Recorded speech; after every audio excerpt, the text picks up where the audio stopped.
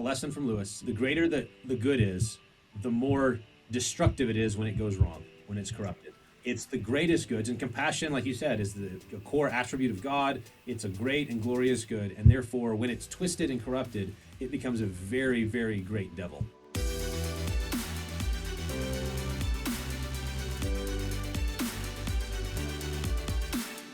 Ladies and gentlemen, welcome back to another episode of Ideas Have Consequences. This is the podcast of the Disciple Nations Alliance. As Christians, we all know that our mission is to spread the gospel around the world to all the nations. Amen to that. However, our mission, the Great Commission, also involves working to transform our cultures so that they increasingly reflect the truth, goodness, and beauty of God's kingdom. Tragically, the church has largely neglected this second part of her mission, and today most Christians are having little influence on their surrounding cultures. Join us on this podcast as we rediscover what it means for each of us to disciple the nations and to create Christ-honoring cultures that reflect the character of the living God. Hi guys, my name is Luke Allen. I'm one of the co-hosts here on the show, and I'm joined by our host and my dad, Scott Allen. Hey, Dad. Hey, Luke. Yeah, just so fired up. It was such a great episode. I know, it was a fun episode, and this one, it was one of those episodes where it just flew by. Guys, we just hopped off a great discussion with Dr. Joe Rigney, author of the new book, Leadership in the Sin of Empathy. Dad, would you mind giving people a little bit of a heads up about what they're about to get into? Absolutely, Luke. Yeah, it was just such a really great discussion with Joe. We looked at this topic of the sin of empathy. The subtitle of his book is Compassion and Its Counterfeits. Mm-hmm. And that really kind of explained what we talked about. We wanted to say, what is true biblical compassion? It's such a kind of pillar of Christianity, of God himself. Mm-hmm. It's, as I mentioned in the podcast, it's one of the first words. It is the first word that God uses to describe his own nature. He's a compassionate God. You see that in Exodus 34. And yet there's counterfeits, right? These counterfeits have been created. People feel like they're being compassionate, caring, but the result of it is the actual harming of the people that they say they're trying to help, right? It's literally harming. It's causing damage. And it's everywhere. We go through, you begin to really see it when you look at examples. We just ticked off a lot of examples. We looked at euthanasia. We looked at homelessness. We spent time on immigration. We looked at criminal justice. We looked at, what else? Poverty fighting, even Christian missions. Once you see it everywhere in the culture right now. And Luke, as you said too, we live in postmodern times, so there is no objective truth. And when there's no objective truth, and we define truth for ourselves, it's personal and subjective. Feelings reign, right? We live under the tyranny of feelings. And so that kind of cultural milieu is really what's underpinning this sin of empathy that we talk about today. And so, and then we ended just how do we get back to true biblical compassion? So, yeah, I love this discussion. It was really interesting. I wasn't able to squeeze my way into it much, so I had a lot of thoughts brewing. Sorry about that, Luke. I was You're all good. A little fired up. In this world where feelings reign, though, one tactic that Christians still have is we can look at the fruit. We can say, okay, if you don't care about truth, I can't say, what's true. I can say, well, what's working the best? And we can still hopefully agree on that. And that's what's being left out of this whole debate is people are just saying they're doing empathetic things, doing compassionate things. But I say, okay, if you are, then let's look at the fruit. Is it working? Is it helping people? Right. Are people flourishing in this type of being society? Helped? Are they coming out of poverty or whatever it is? Exactly. I think the verdict's out on or not out on this one. It's closed. It's not helping people. This so-called empathy that we're seeing, this twisted empathy, this hijacked empathy, this sin of empathy, is hurting people's lives. So it's clearly not true empathy. True empathy is going to help people. And it's so unfortunate to see this word being hijacked. We talk a lot about words on this podcast, and as many of us know, whoever can define the terms wins the debate. And I would say that with some of these very load-bearing words, some of these very, very good words, they're core to God's nature, which is why they're so good. Justice, mercy, compassion, grace, empathy, love. If you can rule those words, you can rule the world, in a sense. And if you twist them so they become kind of the opposite of what God intended. That's a very demonic thing. If you can own the definition, you get to own the culture, because you can say, I'm for love, I'm for compassion, I'm for empathy. And if you can do that, everyone's going to agree with you, because who doesn't want to say they're for those things? So you really just have to say, okay, first, how are you defining it? And second, how is your definition, when it's played out, actually helping or hurting our world? And that's all I care about. I don't care about what if you say you're compassionate. I care about, are you being compassionate? And that's kind of where we leaned in today, is this empathy that people are purporting. Is it actually helping people? The answer is no. Yeah. And that's why it's the sin of empathy. It's a twisted empathy. So I loved how we really honed in, though, in this discussion on what is compassion. What is this virtue of compassion that Christians should be promoting? And I think that was my favorite part of the discussion. I hope you guys enjoy that part. So anyways, without further ado, let's hop into this discussion with Dr. Joe Rigney.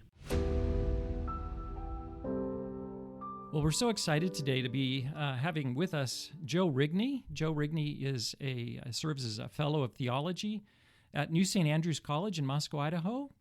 He's the author of 7 books, including Live Like a Narnian, Christian Discipleship in Lewis's Chronicles. And then the book that we really want to talk about today, one of Joe's most recent books, Leadership and the Sin of Empathy, Compassion and Its Counterfeits. Previously, Dr. Rigney served as professor and president at Bethlehem College and Seminary in Minneapolis, and pastor at Cities Church in St. Paul, and a teacher at Desiring God. So very close to John Piper. Is that correct, Joe? Very close to John Piper. John's has been a very significant influence on me, and I'm grateful for all of the years that I was able to serve alongside him. Joe, what brought you to Moscow to serve with Doug and New St. Andrews? Doug Wilson. Yeah, so a couple of different things. So one of them was actually for all of John appreciates me, I appreciate John, but there were some notable differences that particularly began to emerge more strongly. I think they'd been there, just hadn't been quite as big of an issue around the topic of Christian nationalism and Christendom. And so I was serving as the president of the college and seminary there, and as the Christian nationalism conversation in 2021, 2022 began to really take off, we kind of found ourselves with opposite instincts and visions for how to approach that. And it wasn't acrimonious. It wasn't, there's still all kinds of warmth and affection, but just a difference of kind of theological and cultural vision for how to approach that. And as the conversations went on, it became clear that this is just not going to be a great fit for the present time. So that was kind of the driving force. And then kind of ancillary to that was a theological shift on my part that kind of came a little bit after, but was wrapped up in it at some level in relation to baptism. So credo baptism, and then I'm now a Paedo Baptist. And so that was kind of the maybe the nail in the coffin. That's a terrible image, but the straw that broke the camel's back. I don't know, whatever image you want to use for the last little thing. But it really was kind of that difference of how do we approach some of the stuff we're going to talk about today. Actually, is how do we approach some of these political and cultural issues that we face as Christians and as Americans in the present time. Maybe at another time we can have you on. I would love to hear more about that. Like you, I am a huge fan of John Piper and have been really blessed by many of his books. But in COVID, during the time of COVID, and as we were heading into that summer of 2020, I was writing a book called Why Social Justice is Not Biblical Justice, because I was very concerned about this whole ideology, this kind of neo-Marxism that was really taking over the culture in such a rapid, quick way, and looking for help from some of our key leaders, people like John Piper. And I didn't find the help. I found confusion, from him, and it bothered me. I'm like, why is there confusion here on this subject? So it'd be interesting to kind of compare our notes on some of that. I don't. But nevertheless, today we want to talk about your book, Leadership and the Sin of Empathy, Compassion and Its Counterfeits. I love your subtitle. The subject of compassion is one that's near and dear to our heart. I often remind people that when God proclaimed his name to Moses on Mount Sinai, that famous passage, so famous, the longest recorded name of God in the Bible, the very first word that God uses to describe himself is the Lord, the compassionate and gracious God. We have to understand this word compassion as Christians really clearly. but it has counterfeits. And I think you're right. We are living at a time, Joe, when culture is dominated by compassion counterfeits, or what you call the sin of empathy. I really want to get into this because I think as I look at this, Joe, the more you look at it, you see it everywhere, and it's behind so much destructive stuff in the culture right now. But before we do that, just talk a little bit about what led you to write the book. What were you seeing? What put it on your heart to say, I've got to say something about this? Yeah, so I think kind of two different little origins for it.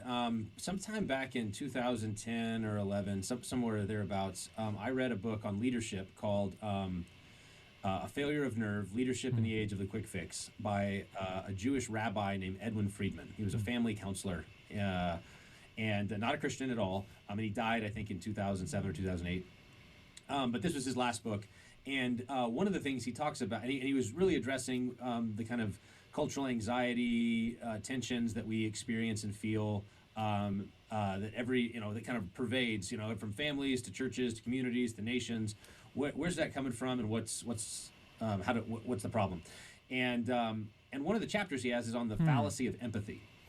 And in it, he basically described empathy, the rise of empathy in recent years. This is again, over 15 years ago, as empathy had become a power tool in the hands of the sensitive.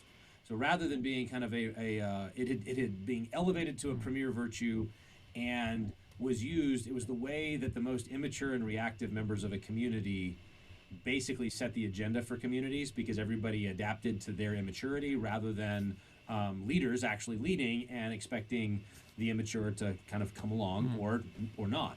And so that was kind of his insight. And as I was reading it, and I was teaching classes on it, on leadership at Bethlehem, and then sometime probably around 2014 or so, it just looked like the world conspired to prove his point.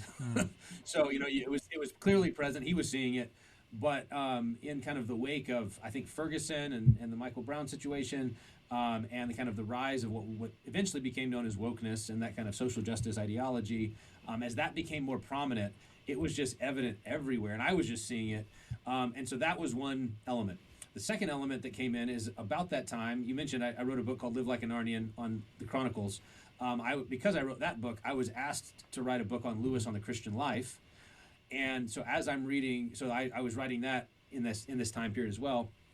And as I'm reading it, I'm noticing the number of places where Lewis himself kind of identifies, 60 years before Friedman, the same emotional dynamic. He didn't call it empathy because that wasn't the word for it then, but he talked about the passion of pity, and the way that pity can become a tool of emotional blackmail. He displays this really clearly in books like The Great Divorce or Till We Have Faces, describes some of the dynamics in Screwtape Letters. So I was preparing that book as I was seeing these things with kind of this Friedman, and that kind of all coalesced so that in 2018 or 2019, Pastor Wilson and I sat down and did an interview on the sin of empathy, and that kind of launched that phrase and that language into in the conversation. And since then, it's just picked up. It's just been I wrote probably 6 or 7 articles trying to clarify for people that were confused about what I meant. Before, and I wrote probably half of those articles before I realized that they weren't actually confused; they were just mad and manipulating. So, but tried to clarify, and then that eventually led to the present book, Leadership in the Sin of Empathy. Well, I want you to define the idea here, the sin of empathy, this kind of unbiblical pity. But I feel like clarity really comes when you get into the examples of it. Then you really start to see it. And once you see it, you can't unsee it. It's everywhere. But before we get into examples, just talk a little bit about the concept. What are you talking about? What are some elements of it? Yeah. So if the virtue of compassion is the disposition that we have to help those who are hurting, when we're moved with compassion, we, to some degree, share their sadness, share their emotions, or see their sadness and emotions, and we're moved to want to relieve that suffering. That's kind of that's the virtue. And part of the way I try to, and then the sin of empathy is a corruption of that, an untethering of that from their good and from your good, from the ultimate good, from Christ.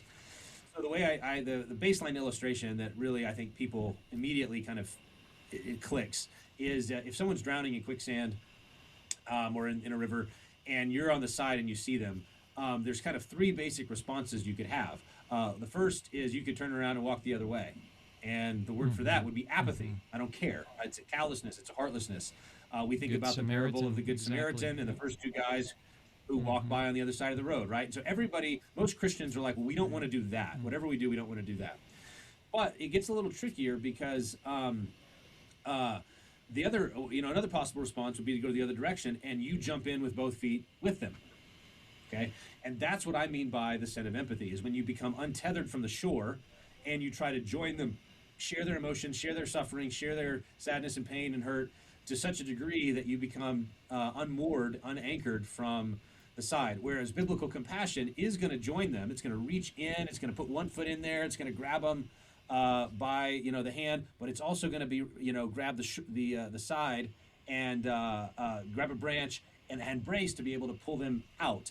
So that's biblical compassion. Sin of empathy is jumping in with both feet, which effectively means you allow their emotions to dictate your responses and reactions. Like they're in the driver's seat, and now you're going to go wherever they want to go.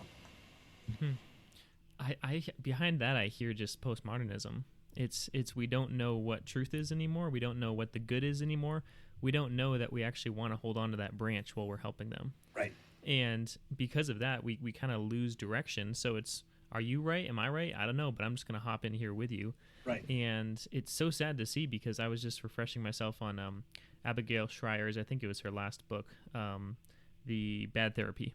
Yeah. And how that's pretty much what therapy has become these days, is you're going through something hard, let's just talk about it. Let's just be there. But there's no direction to it. Right, and it's validation. So I think this was one of the key words as I was watching it, as this was unfolding in my circles, the importance that people began to place on, if someone is hurting, your main job is validation, affirmation.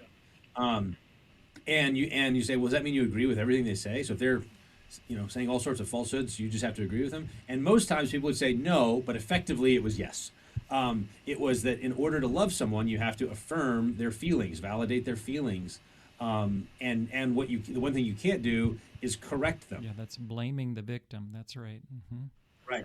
Or even refuse to join them. So I think that's, one of the things that happens when we feel we've been wronged, or when we're hurting and suffering, is we want people to join us, to validate. And we kind of put that demand, and under the influence of that, against untethered empathy, the sin of empathy, we'll do that. I think, and so we'll lie. We'll say things that we believe aren't true, because in that moment, their feelings are more important to us than the truth is.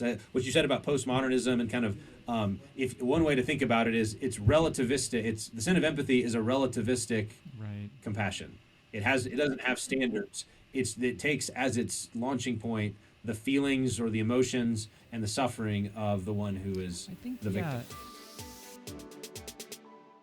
Hi friends, I wanted to take a quick minute to tell you about our newest Bible study here at the Disciple Nations Alliance, titled The 10 Words to Heal Our Broken World Bible Study by the one and only Scott Allen. Guys, this is a 10-week Bible study, and it is a perfect resource for any of us who wants to grow in the basics of a biblical worldview.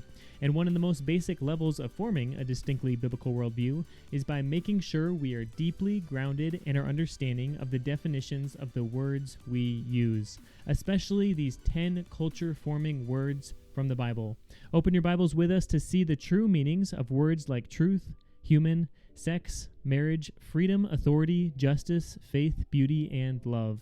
If you're wondering why definitions of words matter so much, just keep listening to today's episode and think about how the words that God originally defined for us in His Word have been so drastically and dramatically redefined by those behind some of the major false ideologies that are in opposition to biblical Christianity today.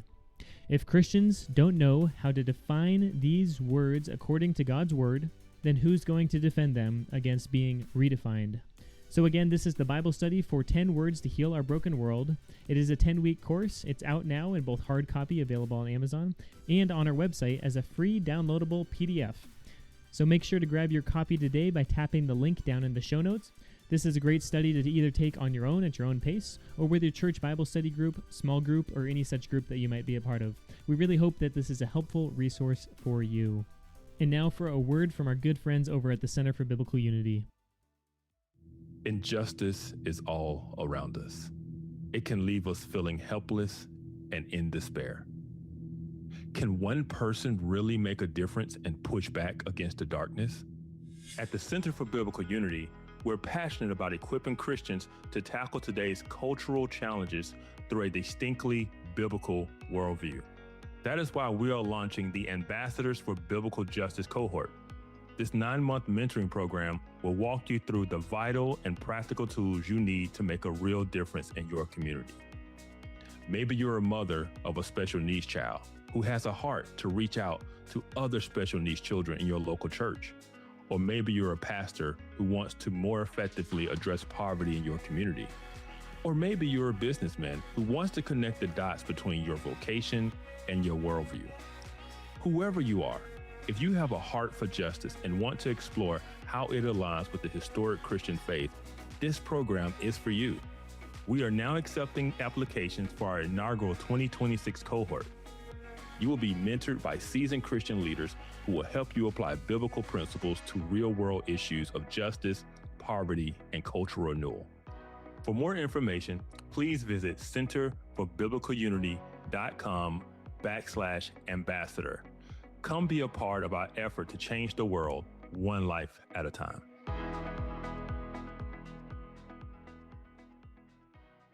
I think it's untethered from truth. The other thing that I think defines it, Joe, is it's untethered from a kind of an objective and a practical, is this actually helping the person that I want to help? That seems to get disconnected. Let's give some examples, because again, I think it becomes clear when we start looking at examples. Let's look at somebody who's struggling with gender dysphoria, right? That's a big issue today, right? Somebody's struggling with gender dysphoria. What would be the sin of empathy in that kind of a context, Joe? Yeah, it would be, okay, this person thinks that they're born in the wrong body. I'm a boy, but I think I'm biologically male, but I think I'm a girl, or vice versa. And the empathy is going to say, the modern quote unquote virtue is going to say, well, you need to affirm that identity, affirm those feelings, and then out of that empathy, take action to address the problem, which means encouraging them to take the chemicals, get the surgery, right? Take puberty the hormones, blockers, right? get the surgery. It's to use the preferred pronouns and things like that. So it's basically, so you're going to lie and then you're going to harm. So you're lying and harming, and you're doing so with a clear conscience, because you're doing so in the name of empathy. You can feel so good about yourself. You can feel like you're very almost morally superior, right? That's part of what drives this, right? Is that it's very selfish in that sense. It's look how good I am, right? You know, it seems to me, yeah. And that's that manipulation part too, isn't it, a little bit, Joe? Right. So there's layers to it, because you've got the person who maybe really is psychologically distressed over this I'm in the wrong body thing. They've probably been catechized to some degree in that. And then say you're the parent, and then the school counselor or your doctor says, well, and you think, I don't know that this is a good idea to, castrate my son or remove my daughter's breasts because she has these feelings. That seems like a little extreme. And then what are they going to say? Well, for a while it was, would you rather have a dead son or a live daughter? And so what is that? That's an appeal to your compassion as a parent. You don't want your child to commit suicide because of their distress and because of your resistance. And so it's a way of overcoming any hesitations you have about the wisdom and goodness of this course of action. It overcomes it by an appeal to, well, do you really love your child or not? Really do you really care for them. Have empathy for them or not? Right. Really care it's a for guilt them. manipulation kind of tactic. Right. So you see it there for sure. And again, I think what makes it the sin of empathy is you're actually harming these people. This is real harm that's being caused to these people through these drugs and surgeries. They may never have children again, It's a definite harm. And so that to me is what defines it. It's saying that you're helping and you're harming. And we see this all over the place. Let's look at some other examples. This is from the world that I come from, Joe. Poverty fighting, helping the poor. Can you give some examples of what toxic empathy would look like, or the sin of empathy? I'm sorry, I use Allie Beth Stuckey's title there too, because she's got her famous book. Yeah. Allie Beth wrote a great book on the same basic idea. So I think when it comes to compassion for the poor, obviously that's a biblical requirement. But one of the things that so one way to distinguish the sin of empathy from the virtue of compassion is compassion is oriented toward the sufferer's ultimate good, like what is actually good, whereas empathy is oriented first and foremost to their feelings. And so compassion will look at their circumstances and say, we'll be able to recognize, oh, there's some decisions they've made. Maybe there's some baggage in the background and they've been wronged. That can be a part of it. But also can look at the decisions they've made that have led them to this, to poverty or to destitution. And we'll say, okay, that's one of the things we have to address. We have to address their actions. And so because of that, you're willing to say some hard things. You need to take responsibility. You need to work. You need to do some things. If you can't use your poverty as an excuse for criminality, things like that. Whereas the sin of empathy is going to excuse all manner of bad behavior because you're the victim. You're the hurting one, and their victimhood becomes a kind of shield. And humans are human and they're sinful. And if you give them an out that says, if you're a victim, you can do no wrong. If you're a victim, it's somebody else's fault. They will take that. Like if that's the incentive structure you set up, and you say, if you're the victim, you can't do anything wrong. You're justified. Then people will take that and they'll run with it, and they'll use their victimhood as a shield against responsibility. Yeah, I think you see it, like, for example, a lot of good churches do this. I mean, I was attending a church in Phoenix, a great church. We would often go down across the border down into Mexico, into a very impoverished community. There's squatters, and they were living in cardboard shacks, and we would just be doing handouts, right? Here's some food, here's stuff. It made us feel good, right? Oh, look at, we're doing such good work, and, but it actually wasn't getting to root causes of what was causing the poverty down there. And at the end of the day, after my analysis was, it didn't really matter, and I hate to say it, it sounds so callous, but it didn't really matter if we were actually helping them. What mattered at the end of the day is we felt really good. And I just think, you see that behind so much. Like you look at homelessness right now in Oregon, Pacific Northwest, where we're from. It's being driven by that. Not actually, are we actually helping the homeless people to get out of that desperate situation they're in? It's do we feel good about ourselves? Are we doing activities that make us feel good? And even worse, we can leverage for money, right? So like there's a lot of money behind compassion, right? I'll give a lot of money. Government will give a lot of money. What actually is being done to help the people gets almost completely bypassed when empathy becomes a sin, as you say, or toxic. Right. And it becomes, so this is one of the things that Lewis taught me. He has a great essay called The Humanitarian Theory of Punishment, where he talks about this shift where people begin to view any kind of basically holding people accountable and using proportionate justice as somehow wrong, and instead wanted rehabilitation or treating crime as a disease, and we're going to treat you. And as a result, it basically dehumanized people because it didn't allow them to actually take responsibility for their actions. Part of loving people is giving them and expecting them to exercise human agency, as opposed to treating them as if they have none, and then coddling and catering to that. That's 100%. And then what it demands 100%. is that everybody else. Are we treating them like animals, or are we treating them like human beings? That should drive Christian compassion. What does it mean to be a human being? That's so fundamental to this discussion. And if we're just treating people like livestock, let's just throw them some food or whatever, that is not empathetic. That's actually dehumanizing them in the name of compassion, isn't it, Joe?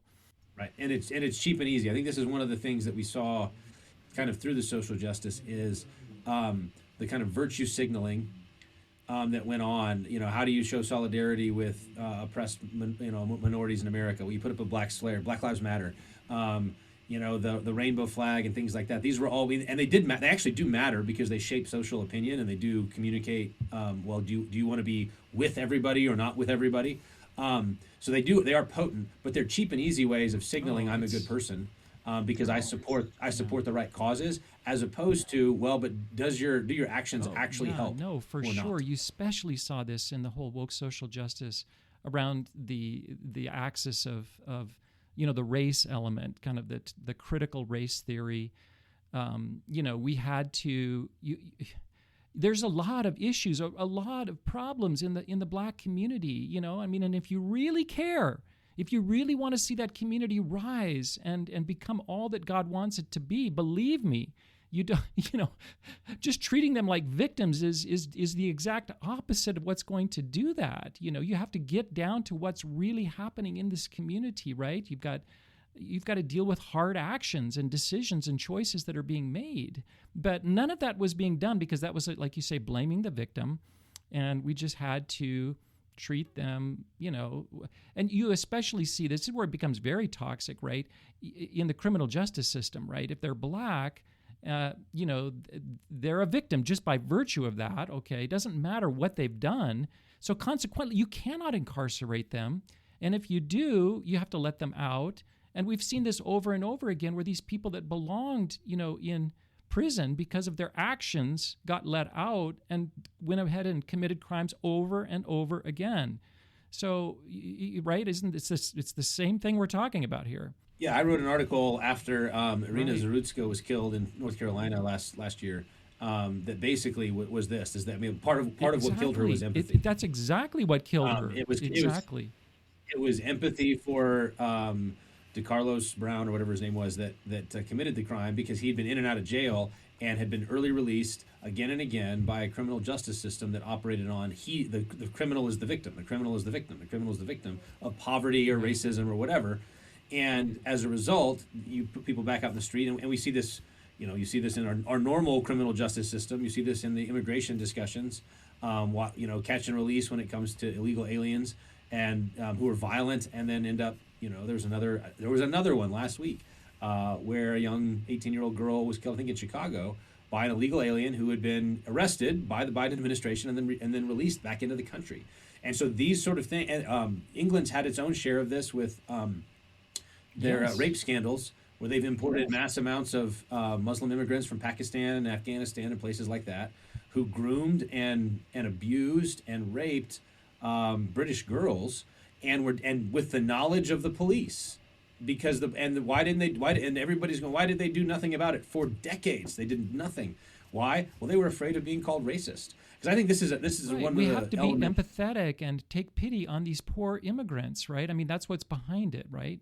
Well, and there's a twofold element. Is I think on the one hand is that people want to, the good side, or the people want to be known as empathetic or compassionate.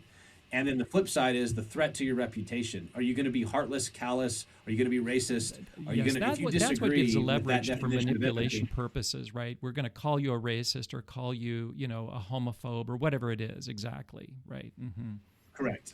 Yeah, and so people make the calculation. So this is, I think, one of the big thing is that with this discussion is over the last, 20, 30 years, maybe longer, the virtue of compassion or empathy or whatever you want to call that has become left coded in our society. Like if you were to go out on the street and you were to ask just a normal person which political movement is more associated with this phrase, and you were to say which political movement is associated with law and order, I think people would say, that's conservatives. And if you said, okay, which political movement is most exemplifies or associated with compassion, I think they would say that's right, the left. They've co-opted that word and they've used it very effectively as a cudgel to either be empathetic by joining us, and if you don't, you're callous, heartless, racist, bigoted, and et cetera. And in doing so, this is why all sorts of really evil things can be done in the name of compassion, and everybody feels good about themselves afterward. Yeah, it's crazy because on this issue of poverty, I've really devoted a lot of my life to this whole issue of poverty fighting. And you're correct. I mean, if you're on the left, then you get to wear that banner, right? We are the people that care about the poor. But if you look at it from the standpoint of what's actually helping the poor, or are the programs or the welfare handouts, is that actually helping? Are we making poverty better? Are we making it go away? Are we giving dignity to the people that are poor by giving them work and a more meaningful life? The answer is clearly no. Okay, so it all has to do with, to me, are we actually doing what we say we're doing? Are we actually helping people?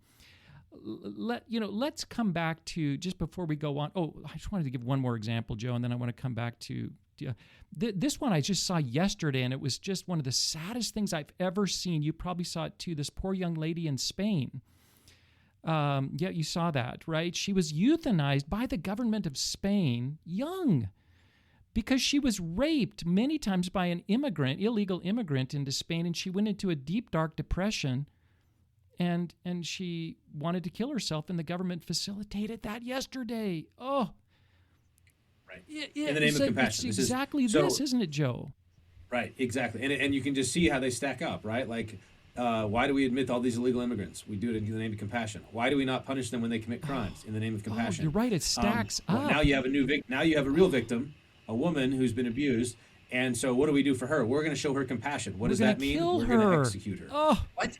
We're going to kill her, right? It's so dark. It's so demonic, isn't it, Joe? It absolutely is. And I think at least some of the headlines I read is that she had attempted suicide or wanted to commit suicide, and then was having second thoughts, and then the government kind of pushed her to finish it. So it was even there's the old Bob Hope joke about California where he says back in the 80s, I think he said, I just flew in from California where they just made homosexuality legal, but I got out before they made it mandatory. And this is the way that the left frequently operates. Is at first the claim is we just want this to be an option, we want this to be permitted, but pretty soon it becomes, it's not just permitted, it's pressed. It's actually they're advertising for it in Canada right now. Like there's advertising campaigns. It's crazy. Well, and apparently there's a friend sent me notice about an article in a top tier philosophy journal that basically was arguing that in the case of minor pregnancy for minors, that abortion should not simply be a choice, but should be mandated. Yeah. So you just think about that, right? So so if you have a minor who becomes impregnated, even if she wants to keep the baby, we should overrule her desires to keep the baby, and instead we should force an abortion upon her. And so you just think like these things, like it is very dark, it's very evil. And again, this is part of Lewis's key insight in that humanitarian theory, is that the people who do it with a clear conscience because they've redefined what good means. Yes. They feel like they're actually doing good. They're being caring, compassionate. It's so dark. Yeah. They're omnipotent moral busybodies who will torture people or execute people with a clear conscience because they're doing it in the name of humanitarianism or in the name of empathy. You're right. C.S. Lewis was the one that had that insight. Like he was talking about regimes, governments, and the most dangerous government of all is the one that, does all this evil to its people in the name of trying to do what's good, right? And really believing that, like we really believe that we're trying to do good. Yeah. Joe, I want to, before we move on, I just want our listeners, and I want to really kind of come back to what does it look like biblically to exercise compassion? This is such a critical word. It's that first word that God uses to define his own character, right? Suffering together with, that's literally what compassion means. The word passion is suffer, the suffering of Christ at the cross. Come is with, right? And you see it with Christ coming down to this earth to suffer with us, right? Not just remaining aloof and removed. It involves feelings, right? Feelings aren't unbiblical, right? But let's just talk about that, because I think many years ago, Marvin Olasky wrote a great book, actually, The Tragedy of American Compassion. It was a very important book for me. And he defined this redefinition of compassion as just kind of pity disconnected from any kind of involvement, personal involvement. But we're talking about something a little bit different now. But just talk about what is true biblical compassion. What does it look like? Because I don't want us to walk away thinking, oh, we've got to be, unempathetic, compassionate. No. Yeah, right. So I think true compassion is basically is a disposition to relieve the suffering of those who are hurting, that is anchored in ultimate reality and what's true and good, and oriented toward their ultimate good. That's the key thing. So it's motivated by its love. So true compassion is love for God, which then leads to love for neighbor, which then leads to love for my hurting neighbor, which leads to actually helping my hurting neighbor and leading them to their ultimate good. And so, but all of that so the feelings are there, and that's what, and so if you said, well, how do you help them? Well, one way you help them is at some level by sharing their emotions. You build trust. Weeping with those who weep, as the Bible commands us, is a biblical obligation, and we weep with them to communicate, I'm with you in this. But you're not God. And I think here's a great example, actually, that I've reflected on a lot. In the story of Job, we focus on Job a lot because it's his book. But his wife had the worst possible thing imaginable happen to her, right? All 10 of her children dead in a day. And in her grief and anger at the situation, she starts to say some things that are wrong.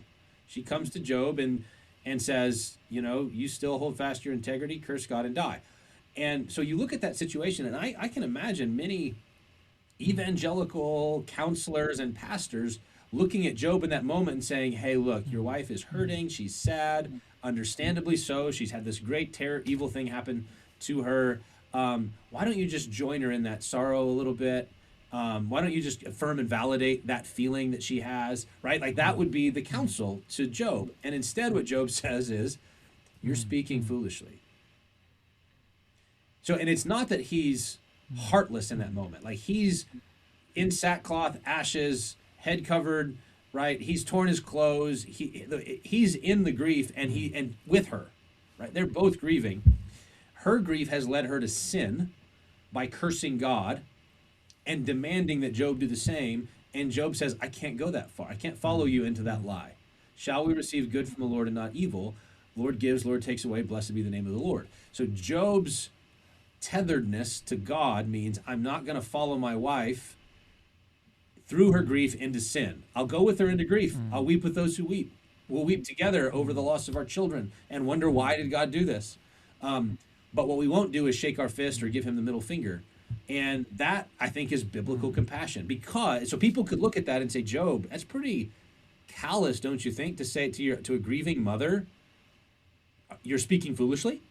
And I think the biblical answer is no, it's not. He's saying her only hope is the living God. Like the only hope for her in this situation is if she can find comfort in God himself, and she's cutting herself off from that. So I'm going to show compassion to her by calling her back to the God who made her and still rules the world even when we don't understand. Absolutely.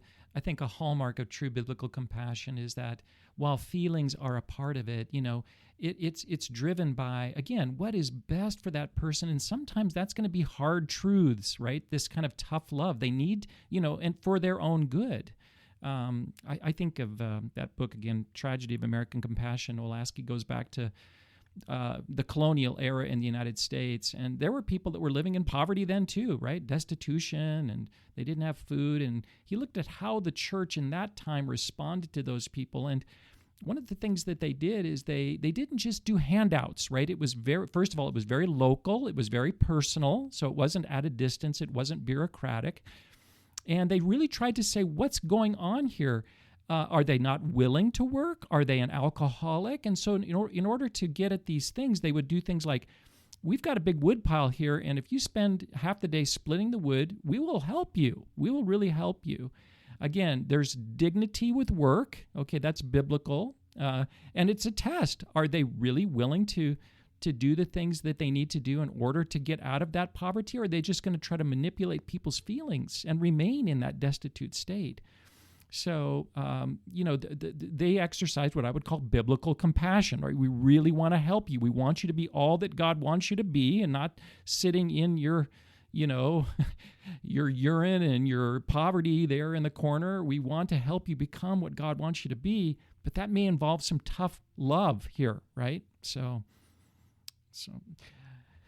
Joe, I want to move on to the subject here, a little bit of immigration, just because that's so much in the news. And by the way, just thank you for going through a lot of the litany of examples, because I think that when you see it in these examples that we've gone through, you see it everywhere. It's behind so much of what's wrong right now in the culture, and you can't not unsee it. And I'm convinced that Christians are complicit in this. Like, we've gone right along with this, largely, right?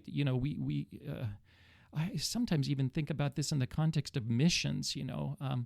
We've sent, our short-term missions teams over to wherever, Guatemala, and they've built a building, they come back, and they feel good. But I have to ask at the end of it, are you really trying to help these poor people in Guatemala who don't know the Lord or whatever it is, or struggling with poverty? Or are you trying to just kind of do something that makes you feel good? So again, I think it's right in the church as well, don't you, Joe? Yeah, absolutely. Yeah, missions tourism. Missions tourism, exactly. Yeah. But let's talk about immigration, because this is such a hot topic in the news right now, and it's something that Christians really need to think clearly about. I know you've been really good on this subject. We need clarity. We need biblical clarity. How do you see the sin of empathy coming in? We've talked a little bit about this, but let's talk about it a little bit more. How do we see it? Maybe go to a place like Minnesota, where it's been in the news here recently. However you want to unpack this, yeah. So I think this is a good example of that changing definition, the progressives co-opting compassion and coding it their way. So at one level, that's the banner that flies over the left's approach to immigration. There's lots of poor people in the world. They want a better life. They're going to come here. Maybe there's refugees from hard places, and we're going to admit them. And in that case, I think effectively, what the left has realized is that appeals to compassion are very effective at muting any conservative Christian resistance. So if you said, well, wait a minute, I think we need to have a border, or think maybe we need to make sure we can handle all of this, or I think they need to do it legally, not illegally.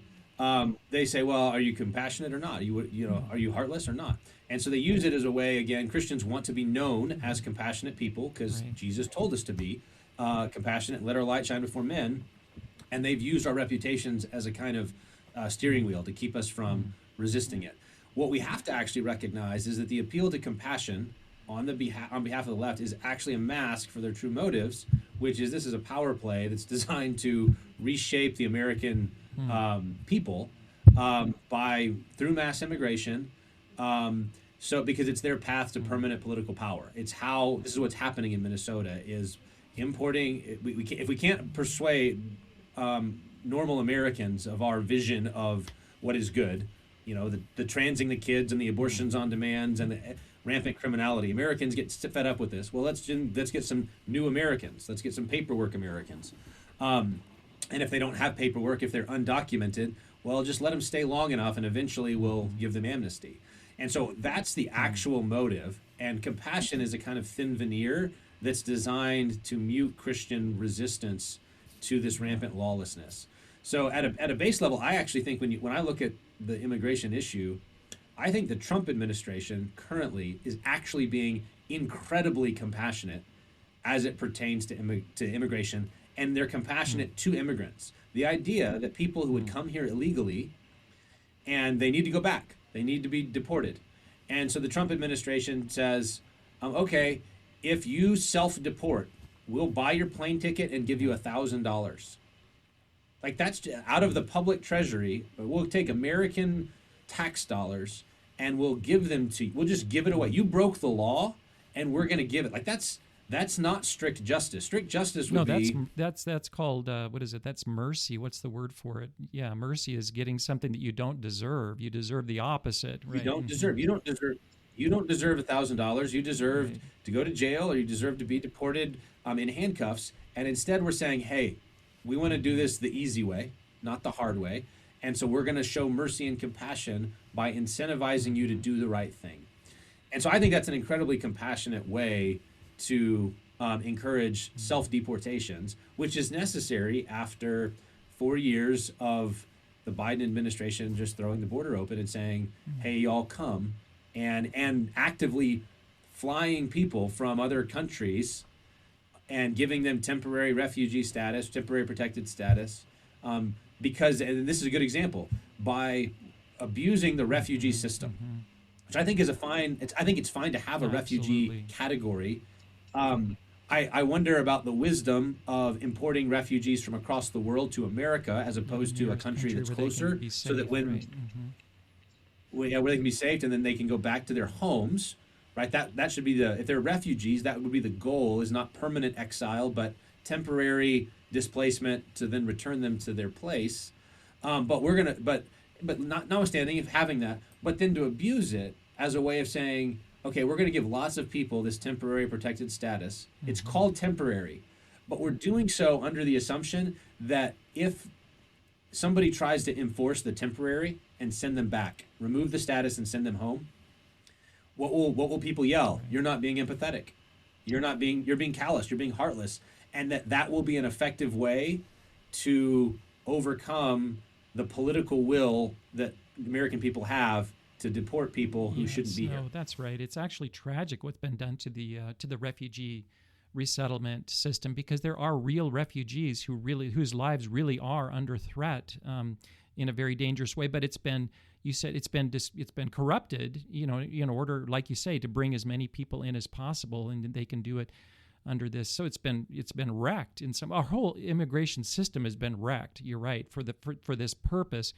It bothers me a lot, Joe, and I just so appreciate what you've written about, especially on social media. So much of the Christian discussion on immigration gets back to, what does this Bible verse mean about the sojourner and caring for the sojourner and this and that, back in Deuteronomy, and we have these kind of theological discussions, but it seems like it's almost entirely out of the context of what's actually happening in the United States right now.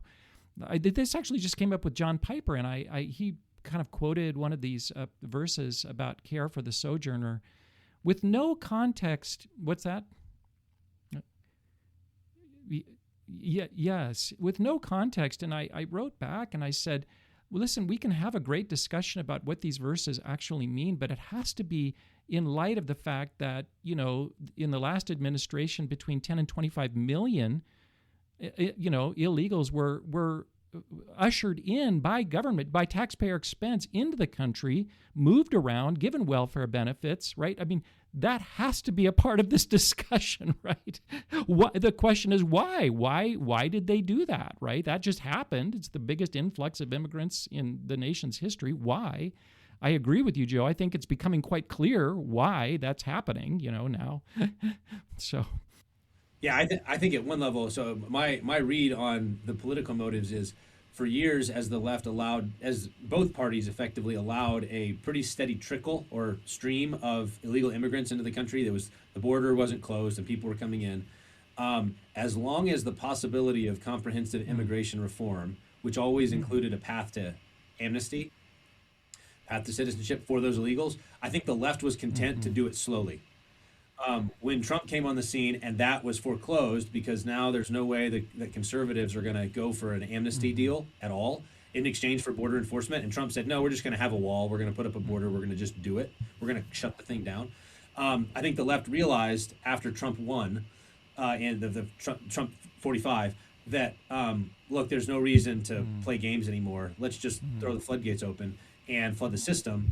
And like you said, it's import foreign peoples, hook them up to our welfare system as client classes of the Democratic Party, who will then, when they are able to vote, will vote for us, and we'll have these kind of permanent client classes. And they had proof of concept from California, right? They've actually seen it work, and so they're... Right, and this is what's going on in Minnesota. This is why is Minnesota a flashpoint?